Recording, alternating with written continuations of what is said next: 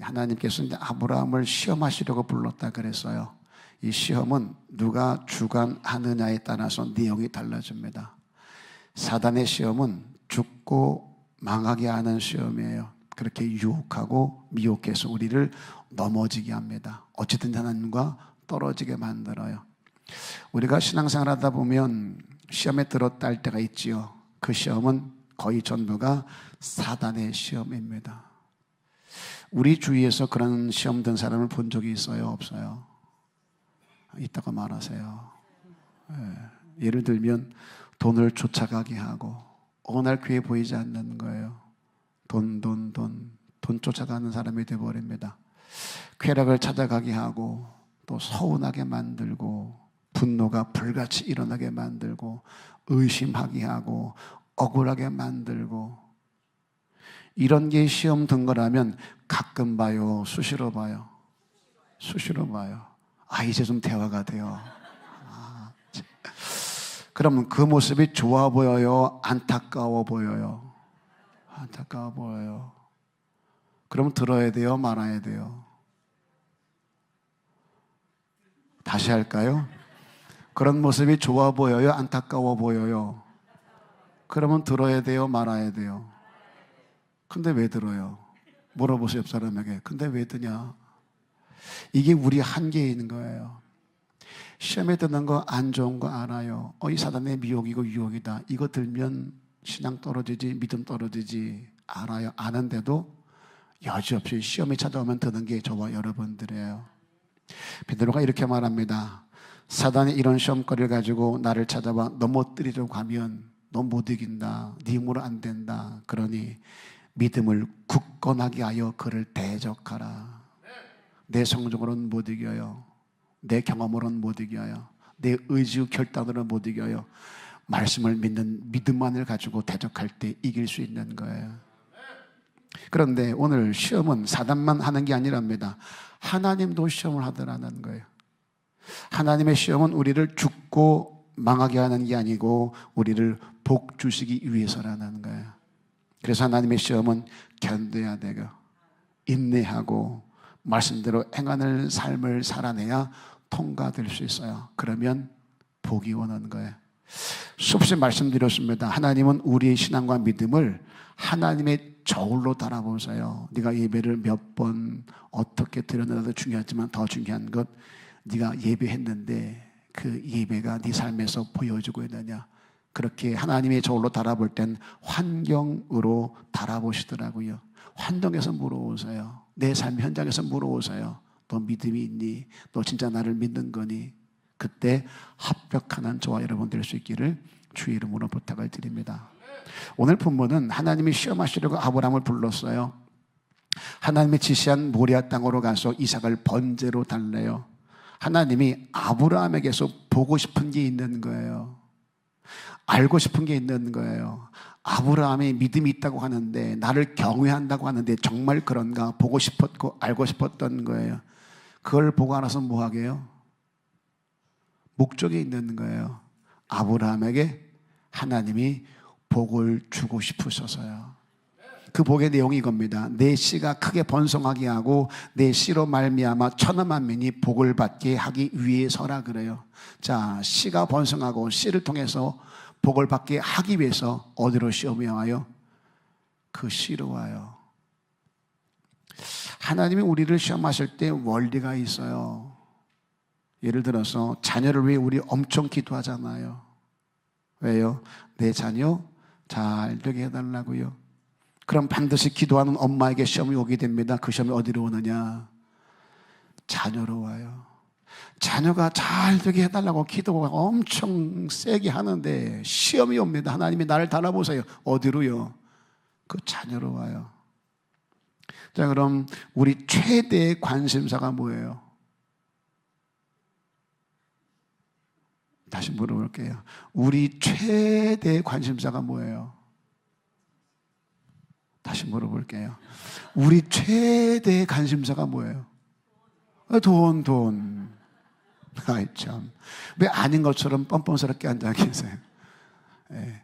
하나님이 안 계셔도 뭐만 있으면 돼, 우리는. 돈만 있으면 된단 말이에요. 대한민국에서 돈으로 안 되는 일이 있어요, 없어요?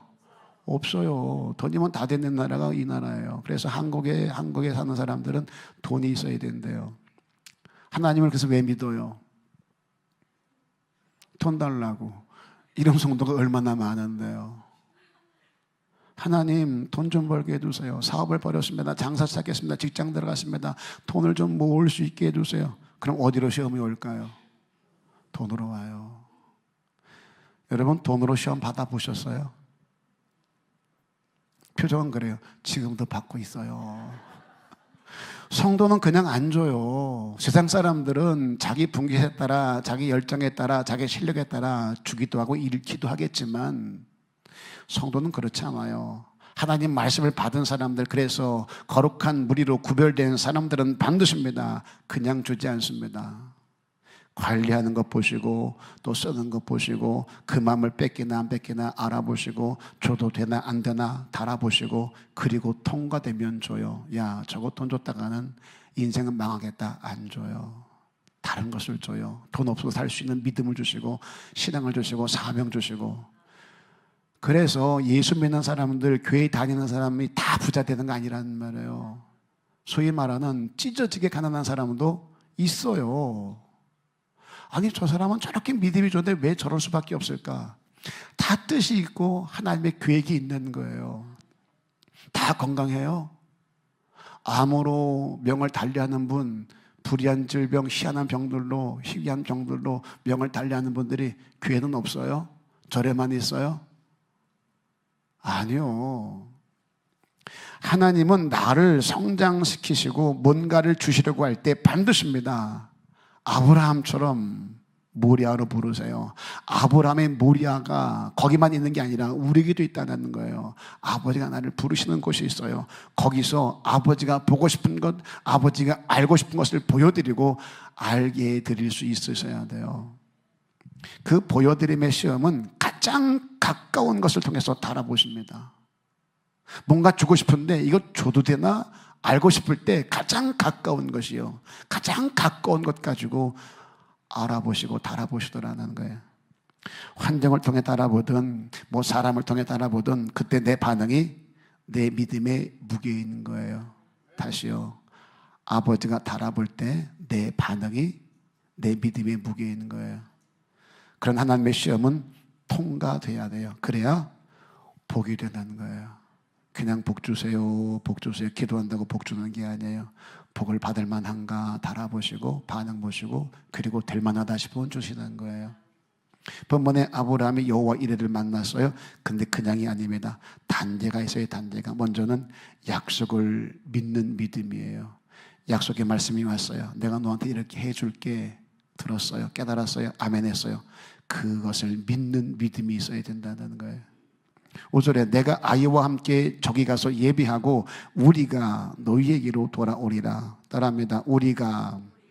다시요. 우리가. 지금 뭐하러 가는 거예요? 이삭을 번제로 달라 하셔서 이삭을 번제로 드리러 가는 거지요. 번제는 각을 떠요. 재물을 각을 뜹니다. 전부 태워 연기로 제사하는 거예요. 그러면 내가 아이와 함께 저기 가서 예비했다. 다시 말해 이삭의 각을 뜨고 태워서 연기로 올려 보내겠다. 그리고 내가 너희에게로 돌아오리라. 이리야 되지 않겠어요? 둘이 올라갔지만 이삭을 번제로 드리고 나면 나밖에 안 남으니 내가 돌아올게 이렇게 말해야 되지 않겠어요? 그런데 아이를 번제로 드리러 가면서 저기 가서 예비하고 우리가 돌아온대요. 이 본문을 히브리서 11장 19절은 이렇게 설명합니다. 다 같이 시작. 그가 하나님이 능히 이삭을 죽은 자 가운데서 다시 살리실 줄로 생각한지라 비유컨대 그를 죽은 자 가운데서 도로 받은 것이니라. 아브라함은 이삭을 번제로 드려도 하나님이 다시 살리실 줄로 생각했다는 거예요. 이게 아브라함의 믿음이었어요.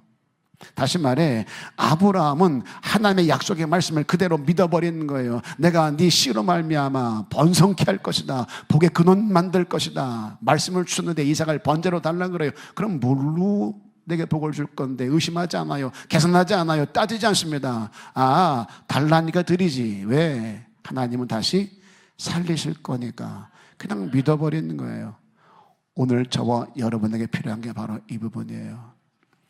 하나님에게 말씀을 주셨다면, 이게 분명 여호와의 말씀이 확실하다면 의심하지 말자고요.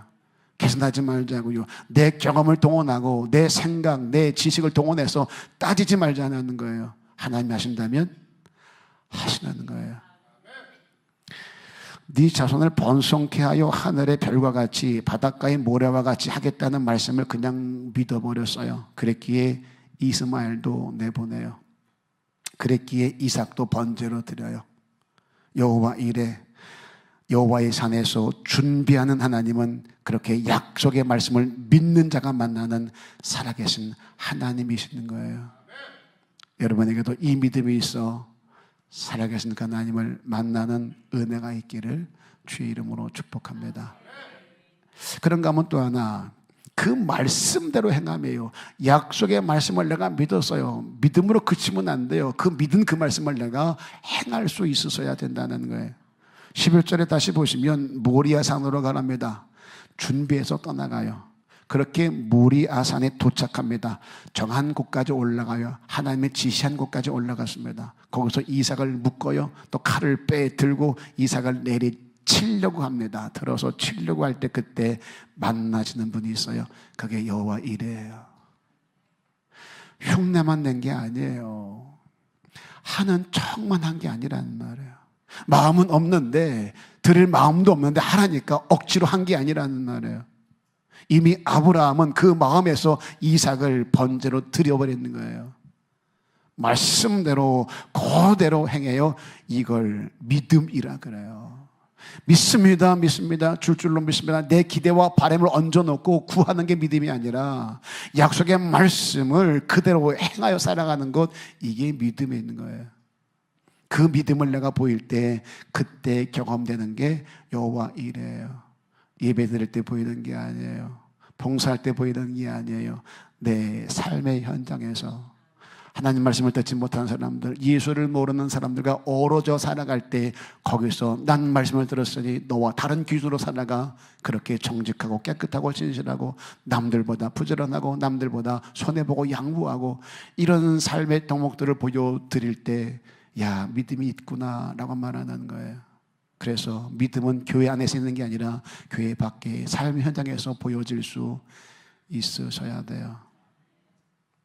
그때 하신 말씀이요, 네가 네 아들 독자까지도 내게 아끼지 아니하였으니.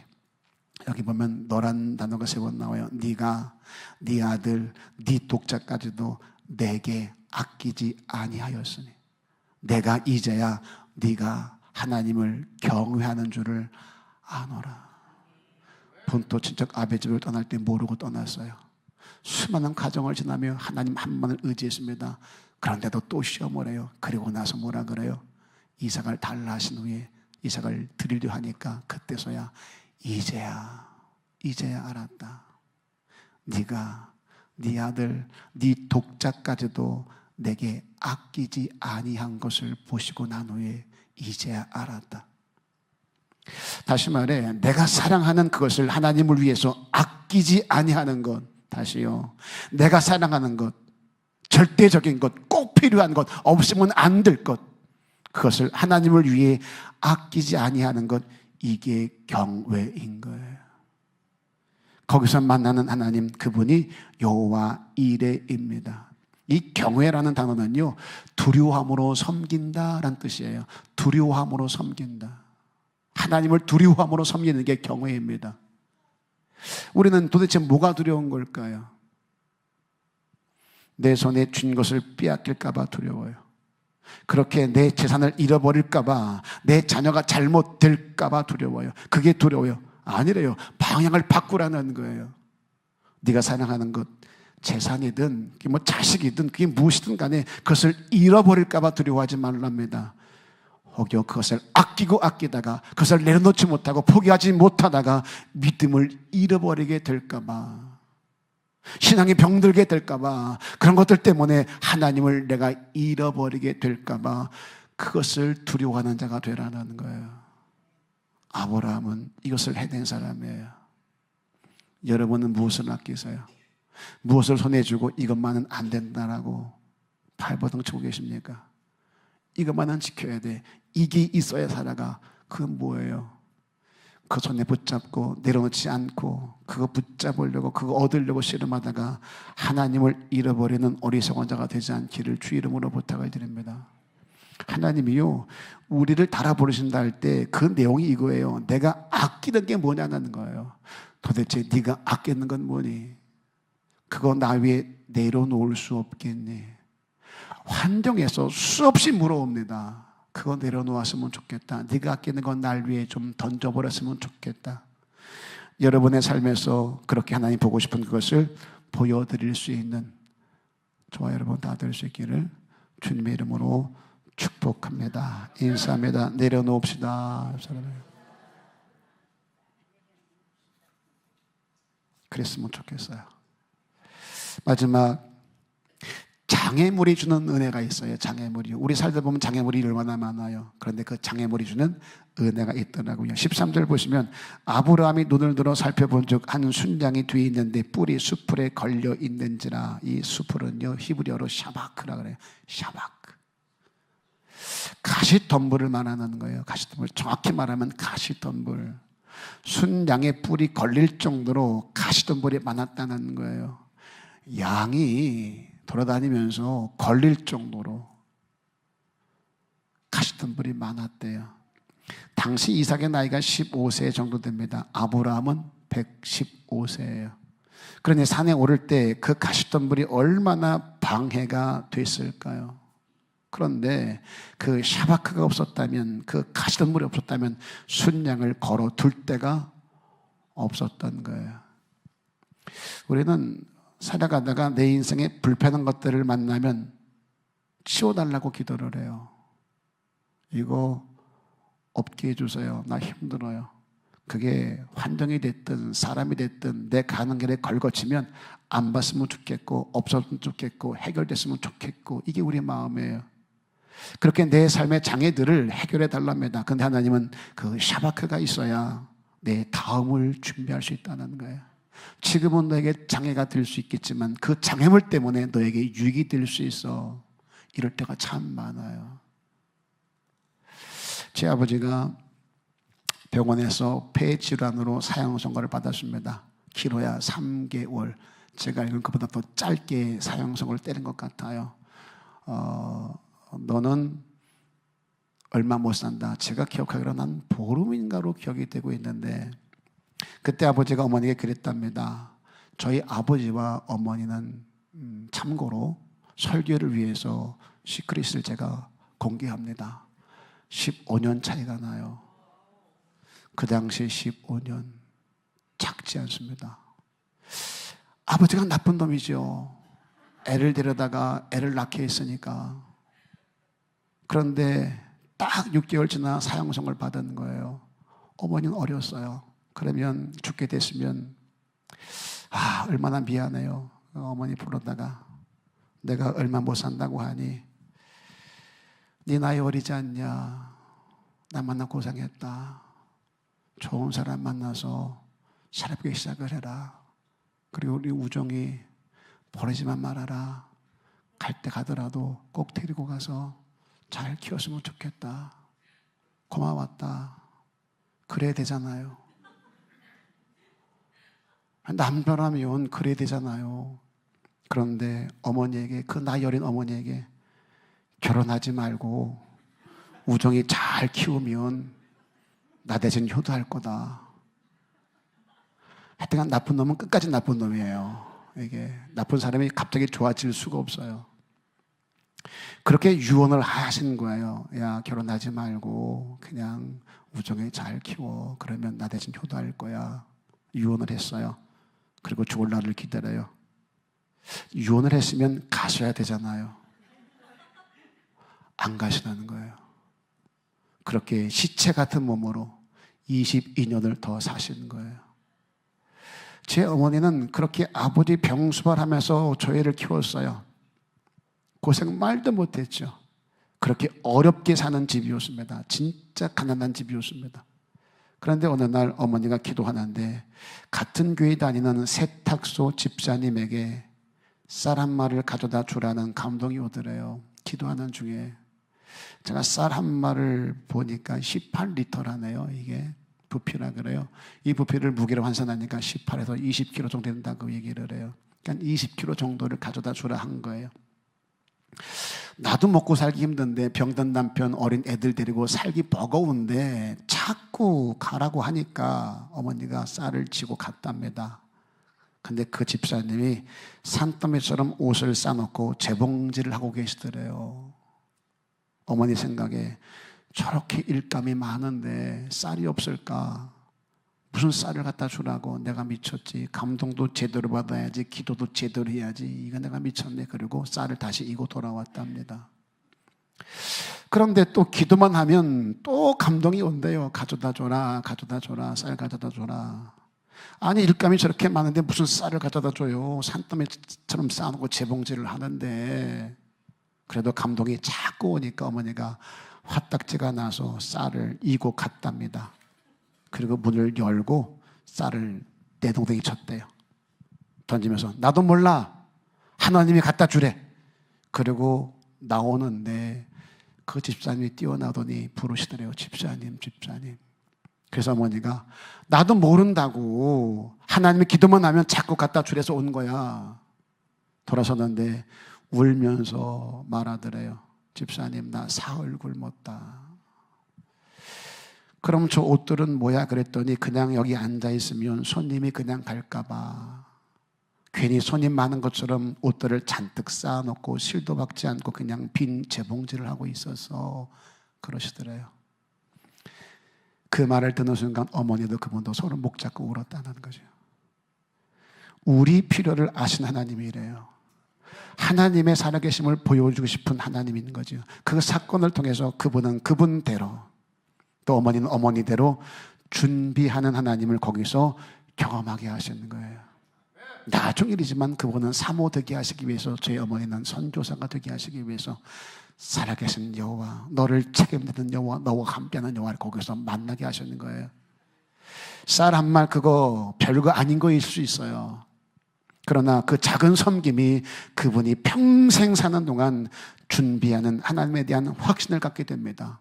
그리고 사모의 길을 걷게 됐을 때 목회를 제가 얼마나 잘했는지는 확인 못했습니다만, 그러나 한 가지 제가 믿는 것, 그 사모님은 그 힘든 길을 가면서 준비하는 하나님을 경험했기에 절대 포기하지는 않았겠다.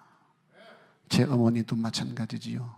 그런 힘든 과정을 지나면서 부르심에 응답하여 중국까지 간다는 게 쉽지 않잖아요. 지금까지도 그 일을 감당하고 있어요. 왜? 그때 거기서 준비하는 여호와를 만났고 사역을 감당하면서 끊임없이 나와 함께하는 그 여호와를 만났기에 포기하지 않습니다. 믿고 순종하여 가는 길임에도 불구하고 말씀 듣고 결단하고 다짐하고 그렇게 하겠노라고 약속하고 가는 길임에도 이런저런 샤바크를 만날 때가 있어요. 이런저런 장애를 만나고 힘든 만날 때가 있습니다.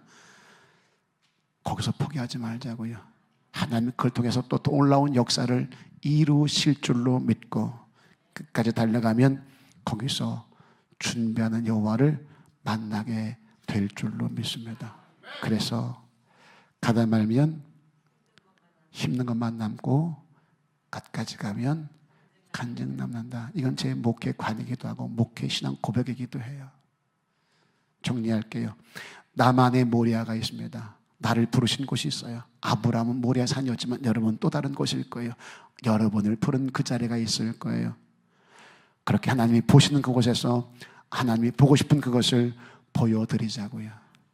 먼저 약속의 말씀을 믿는 자가 됐으면 좋겠습니다. 레마로 내게 말씀이 들려졌다면 의심하지 마시고 그냥 믿어버리실 수 있기를 바라요. 그리고 그 말씀대로 행하는 자가 되자고요.